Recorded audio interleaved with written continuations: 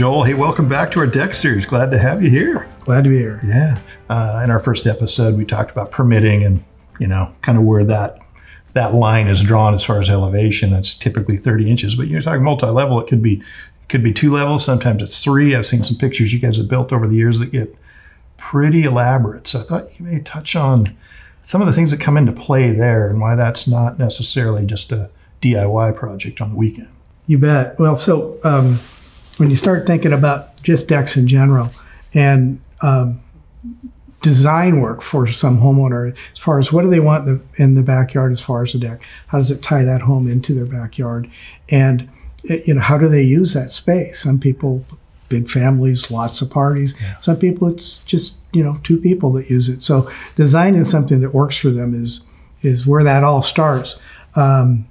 Multi-level decks they're really fun to design because there's so many things you got to think about when you're putting that together. It's not just the flow of the deck itself and how it ties the backyard together, but it's also where are you putting your supports down below, because anything up in the air like that's probably got something underneath like a patio or a garden area or something that's being utilized as space also.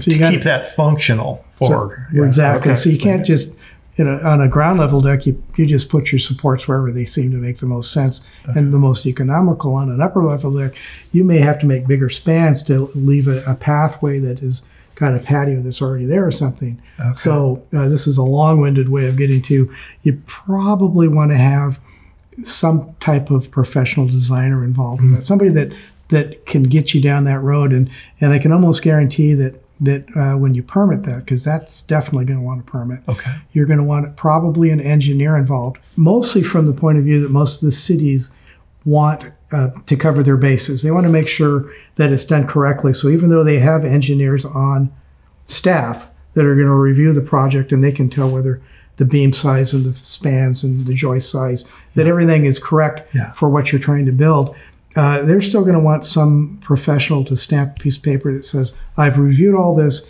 and all this works. It makes today's code. Okay. So when we were talking ground level decks, there was the possibility that you just design it yourself, go through the steps, and you didn't really have to hire somebody to go through that. But when you get up in the air like that, unless you're an architect or an engineer, you probably want to think about hiring somebody. That makes a lot of sense.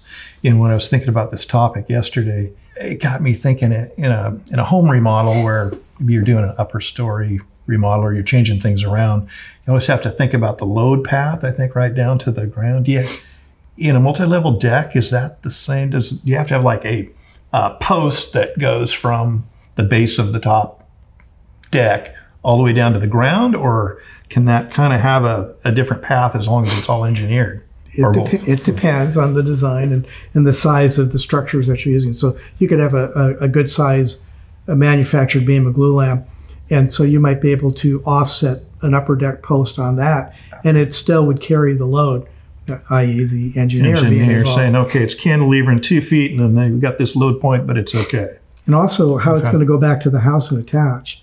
One of the big things they've been concerned about are decks pulling away over the years. So over the last 15 years, they've been really stepping up the game as far as the attachment at the house. So it's called lateral sway bracing. So if you're going through an earthquake and things are shaking, it's not going to just, leverage itself off the house and fall down.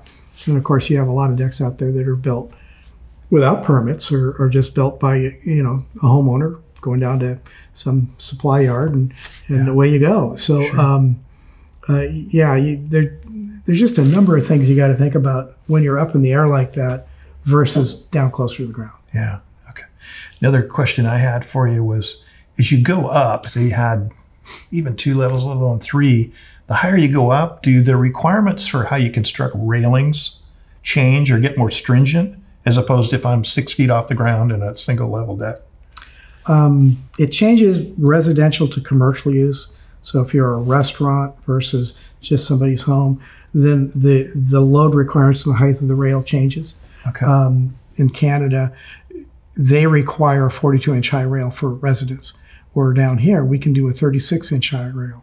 Okay. Now, and also in residents in the U.S., I think if you get to 3 levels, off the ground, they want a 42-inch high rail on that upper deck. Okay. But below that, we've always been able to do 36-inch rail. Okay. It's kind of also you look at who's using the deck. I mean, if you got a guy that's 6'4", he probably wants to go 42. Yeah. His center of gravity is way higher, so you don't want him leaning against that 36. But for most people, that works fine. Totally makes sense. The other thing that came to mind is a lot of times people will want to have a spa or a hot tub or maybe something heavy out on their deck. Are you limited in that way if you have a multi-level deck versus being down on the ground and you pour a slab, or you know what I'm saying? Somewhat. When you start looking at loads on decks, we're building decks to take a 60-pound live load, which means when everybody's standing on it, that's the kind of load per square foot that'll hold. That's a lot. That's like park your car on a deck load. Okay. So they're built pretty beefy. But when you start putting a hot tub, now they're probably running about 150 pounds per square foot when you fill that thing up with water. It's a lot of concentrated weight. So wherever that tub's going to be has to be built to carry that span. So whether it's built into the deck or sitting on top of the deck, that deck, at least in a certain area, is going to be built way beefier than your standard deck would be. So yeah, you can build it up in the air, but the structure underneath may be, pretty intense. Yeah, that makes sense. It's been another great segment, man. I appreciate it. Thank you. You bet.